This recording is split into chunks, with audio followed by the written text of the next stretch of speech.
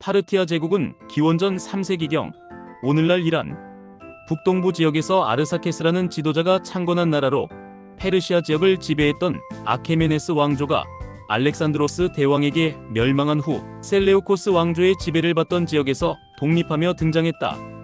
초기에는 소규모 국가에 불과했지만 점차 강성해지면서 셀레우코스 왕조의 통치를 벗어나 독립적인 세력을 구축했다. 이후 서쪽으로 영토를 확장하며 이란 고원을 장악했고 메소포타미아 지역까지 영향력을 확대하며 강대국으로 성장했다. 파르티아의 지배층은 유목민 출신이었지만 정착 생활을 하면서 페르시아의 행정 시스템과 헬레니즘 문화를 흡수해 독특한 문화를 형성했다. 그러나 제국은 점차 내부 분열과 왕위 계승 문제로 흔들리기 시작했다. 결국 3세기 초 사산 왕조의 아르다시르 1세에 의해 멸망하며 역사 속으로 사라졌다. 파르티아와 로마의 대립을 대표하는 사건 중 하나가 바로 기원전 53년의 카르의 전투다.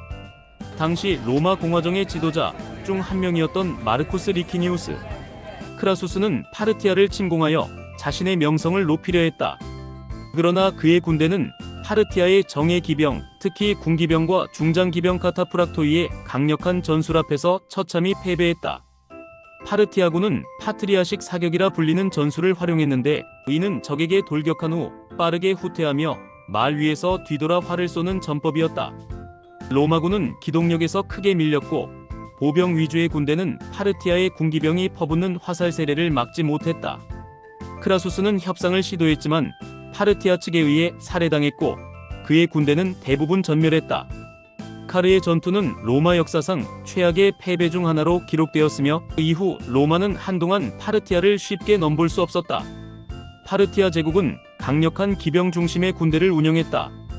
파르티아의 군대는 크게 두 종류의 기병으로 구성되었다. 먼저 군기병은 가벼운 갑옷을 입고 빠른 속도로 이동하며 적을 괴롭히는 전술을 사용했다.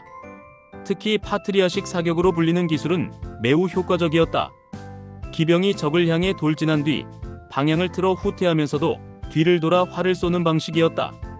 이 전법 덕분에 파르티아군은 로마 보병대를 상대로 압도적인 우위를 점할 수 있었다.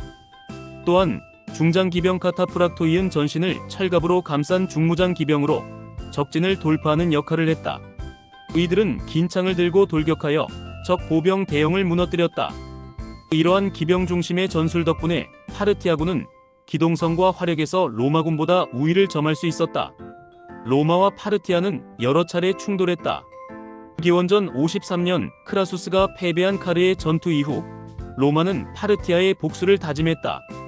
기원전 40년대 파르티아는 로마의 내전을 틈타 시리아와 팔레스타인까지 진격했지만 결국 로마 장군 안토니우스와 옥타비아누스에 의해 격퇴되었다. 기원 후 2세기 로마 황제 트라이아누스는 직접 파르티아를 공격하여 일시적으로 수도 크테시폰을 점령했지만 결국 후퇴했다. 로마와 파르티아의 전쟁은 서로의 국력을 소모시키며 장기간 지속되었고 결국 두 제국 모두 후대의 강대국 로마는 게르만족, 파르티아는 사산 왕조에 의해 쇠퇴하는 결과를 낳았다. 파르티아는 단순한 군사 강국이 아니라 실크로드의 중심지 역할을 하며 동서교역을 중개하는 역할을 했다. 중국의 비단과 동방의 상품을 서방의 로마 제국과 연결하는 중요한 무역 거점이었다. 파르티아는 로마와 중국 사이에서 중개 무역을 통해 막대한 부를 축적했다. 문화적으로는 페르시아 전통과 헬레니즘 문화가 융합된 독특한 양식을 형성했다. 파르티아는 단순한 전쟁 국가가 아니라 경제적으로도 번영한 실크로드의 중심 국가였던 것이다. 파르티아 제국은 오랜 기간 강대국으로 군림했지만 내부적으로는 왕권이 강하지 못했다. 지방 영주들이 강한 독립성을 유지하며 중앙정부를 견제했고 왕위 계승이 불안정하여 내분이 끊이지 않았다. 이러한 내부 갈등 속에서 3세기 초 사산 왕조의 창시자 아르다시르 1세가 반란을 일으켰다. 그는 파르티아군을 격파하고 기원 후 224년 새로운 페르시아 제국 사산 왕조를 세웠다. 사산 왕조는 파르티아와 달리 강력한 중앙집권 체제를 구축했으며 이후 로마 제국과 또 다른 경쟁 관계를 형성하게 된다.